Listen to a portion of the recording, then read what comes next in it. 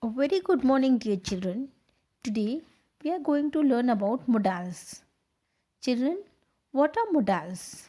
Modals are special verbs that are different from normal verbs. They are never used alone and are always followed by a principal verb, that is, main verb. They provide additional information about the principal verb and they are used to express certainty, possibility, willingness, obligation, necessity, and ability. Children, the common modal verbs used in a English language are will, would, shall, should, can, could, may, might, and must, have to, need, ought, dare, and used to. So, children, all these are modal verbs, and let us learn their usage. So, we'll begin with will.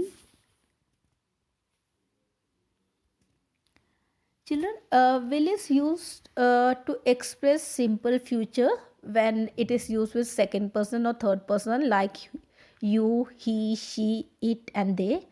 And with first person, we use shall. Okay, and with second person or third person, we use will. Like you can say, you will succeed in life. The principal will announce the result. Okay, and it is also used to express willingness, intention, promise, and determination. Like, suppose if you're using will as a promise, you can use like okay, I'll meet you tomorrow. It's a promise. Okay, and suppose if you're using it for willingness, you can use it like, I'll put in my best efforts to complete this task. You're willing to do it. This shows your intention, your willingness. And when you're determined, when you are showing some determination, you can use in this way, he will never let any harm reach you. Okay, so children, will is also used for assumption. Okay, it is also used for assuming, like he will have left for Mumbai by now. You're assuming something, right? So for assumption also we use will. Okay, so children, our next modal verb is shall. So children, shall, as I told you before, it is used to express, even this is used to express pure future, but it is used with the first person with I and V. Like you can say, I shall go to the market tomorrow. We shall meet at the meeting point. And you can also use shall for making some offers or suggestions or asking for some advice. But you can use it with the first person, that is I and we. Okay, so in case of advice, you can say like, what shall we do this weekend? For suggestion, you can say, shall we go for a walk, or shall we go for a movie? Okay, so you can use in this way for suggestion. Okay, and shall is also used to express command, warning, promise. Okay, so in case of command, you can say, you shall do as you're told. Okay, and for promise, you can say, I shall take care of everything for you. Okay, so it is used to express command, promise, warning. Okay, and it is also used to make offers or suggestions. Fine, children. Okay, children, our next modal verb is would. And would, children, it is used to express past habits. Like you can say, he would regularly take brief breaks on long working days. My father would always ask me to brush teeth before going to bed. Okay, so for expressing past habit, we use would. And children, to express a polite request or offer or invitation, we use will. Okay, like for a request, would you please carry this bag for me? would you please bring a pen for me? Okay, would you have dinner with me on Saturday? So for invitations, for polite requests, we use would. Okay, and children, next modal verb is should. Should, as we know, it is used to express duty, and it is also used to express advisability and possibility also. Okay, like for duty you can say I should be at work now. Okay, and for possibility you can say they should be at airport now. Okay, it shows a possibility. Okay, so children, next modal verb is may. May is used to express possibility, permission, purpose, wish. Okay, and children, might is used for less possibility. Okay, may and might both are used for possibility, but might expresses less possibility compared to may. Okay, both mean the both have the same both have the same usage, like they express possibility, permission. Okay, but when we are talking about possibility here, they express less possibility. Like if you say it may rain, okay, you can say it might rain. Might means possibility is less, that means you're not very much sure that it's going to be rain. Okay, and when you talk about permission, you can say may I borrow your pen. Okay, and suppose you're expressing a wish, you can say may God bless you, may God bless him. Okay, and might, it is as I told you, it is used to express less possibility, and it is also used to express permission and guess. Okay, so children,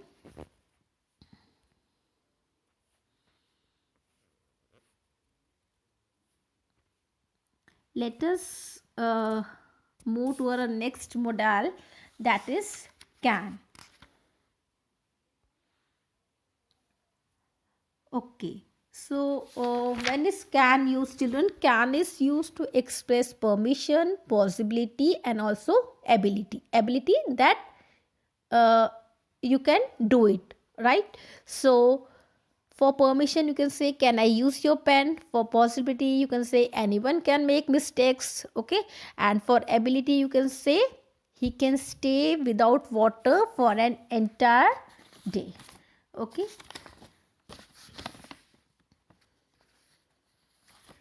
Okay, children. So next, our next modal verb is could. When is could used, children? Could is used to express again ability and capacity in the past, as can is used to express ability in the present. Could is used to express ability in the past, like he could run out everybody in the class. I could do it now if you like it. Okay, and could is used to express polite request. Okay, could is also used to express polite request,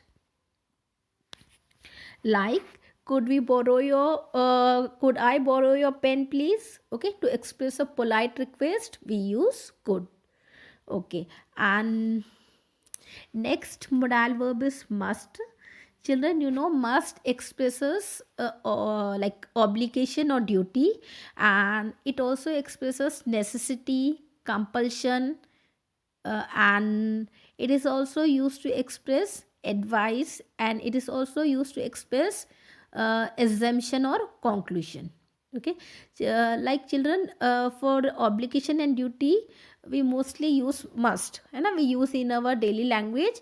You must obey the instructions, you must follow the rules, you know, soldiers must obey the orders. So all these are duties, and when something is necessary, even then we use must, right? When something is necessary, when something is compulsory. Okay, so at that time also we use must. So you can take it as I must switch off the computer now, it is necessary. And you must not wear casuals at work, it's compulsory, it's not allowed. so it becomes compulsory, right? So it is used to express necessity and compulsion. Okay. So for assuming something, you can say she's not here, she must have left already. So you're assuming something, right? So when you're assuming something, we use must.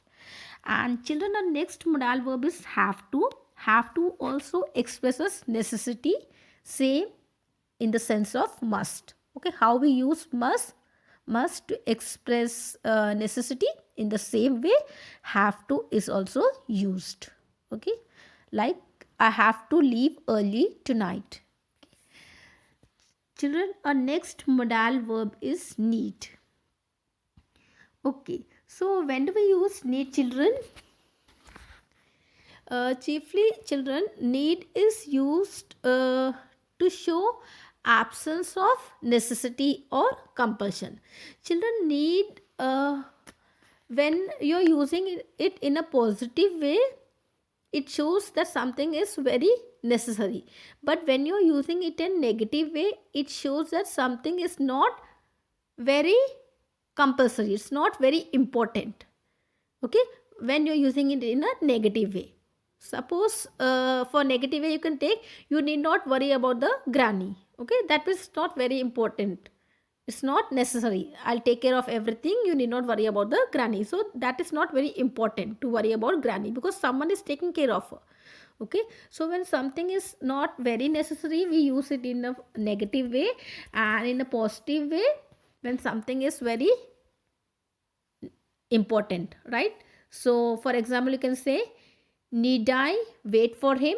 That means it is important. Need I have to see my doctor? It is important. So in positive way we use when something is very important, and in negative way when something is not that necessary. Fine, children? Okay. Next, children, we have ought. When is ought used? Ought, it is used to express again obligation or duty. Okay, children, it has the same sense as should. Ought means the same as should. As we say, we should respect our elders, we ought to respect our elders, we should we should not be dishonest, we ought not to be dishonest. It means the same as should. Okay, and it is also used to give advice, like you ought to study for 4 hours every day. Okay. Okay, so children, our next modal verb is dare. So when we use dare, children, dare actually it means to have courage, right? And dare, it can be used in a negative sense and in an interrogative way. When dare it is used in the negative sense, it is used to alert someone of a danger or harm. Like for example, you dare not touch the electric wire, you dare not speak harshly with her boss. Fine. So in this way you can use dare in the negative sense to alert someone of a danger. But when you're using dare in the interrogative way, you can use dare in the interrogative to warn or threaten a person. Like, how dare you touch me? How dare you open my box without my permission? Okay, so in this way you can use dare both in negative and in an interrogative way. And children, a last modal verb is used to. Used to, children, it is used to express past habit, like I used to go to temple every Tuesday. Okay, I used to uh, uh, read 10 pages a day. So any past action, if you are expressing any past habit, you can use used to. Okay, and some years ago there used to be a huge banyan tree at this crossing. So used to, it is used to express past habit. Fine, children, so this was all about modals. Hope you have understood. Thank you, children. Have a good day. Bye bye.